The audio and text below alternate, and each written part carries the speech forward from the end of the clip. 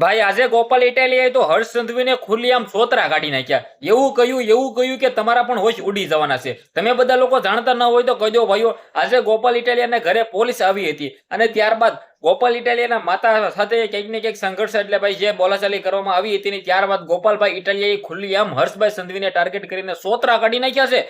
જ્યાં મિત્રો વાત કીધો તમે બધા લોકો જાણતા ન હોય તો કહી દો ભાઈઓ, આગળ તમને બધા લોકોને વિડીયોની અંદર જાણકારી બતાવવા જઈ રહ્યો છું। નમસ્કાર મિત્રો, એક નવા ઇન્ટરેસ્ટિંગ વિડીયો સાથે તમારા બધા લોકોનું સ્વાગત છે। સૌ પ્રથમ આઈડીમાં પહેલી વાર આવ્યો તો ફોલો કરી નાખજો, યુટ્યુબમાં જોતા હોય તો સબસ્ક્રાઇબ અવશ્ય કરી દેજો, જેથી પલ્લે પલ્લે જાણકારીઓ લાવતો રહો। હાલ તમે બધા લોકો જાણતા ન હોય તો કહી દો ભાઈઓ, આજે સુરતની અંદર ગોપાલ ઇટાલિયાની માતા અને ગોપાલ ઇટાલિયાના ઘરે પોલીસ આવી હતી। હવે પોલીસ કયા કારણોસર આવી હતી એ પણ તમને બધા લોકોને હું આગળ બતાવું, પરંતુ એની પહેલા આજે બપોરે ગોપાલભાઈ ઇટાલિયાએ ખુલ્લી આમ સોતરા કાઢી નાખ્યા હર્ષભાઈ સંઘવીના। જે રીતે કહ્યું હતું ને ખુલ્લી આમ હર્ષભાઈ સંઘવીને જ કહ્યું છે।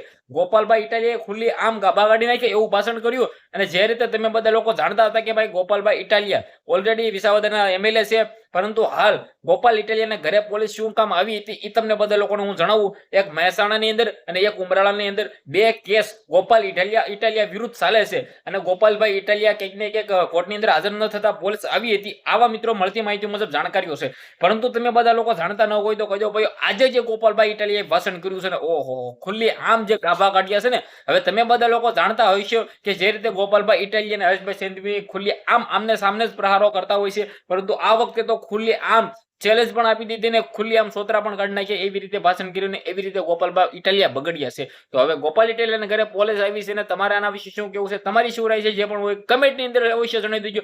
વિડીયો શેર કરીને ફોલો અવશ્ય કરી દેજો, જેથી તમારા સમક્ષ પલે પલની જાણકારીઓ લાવતો રહું।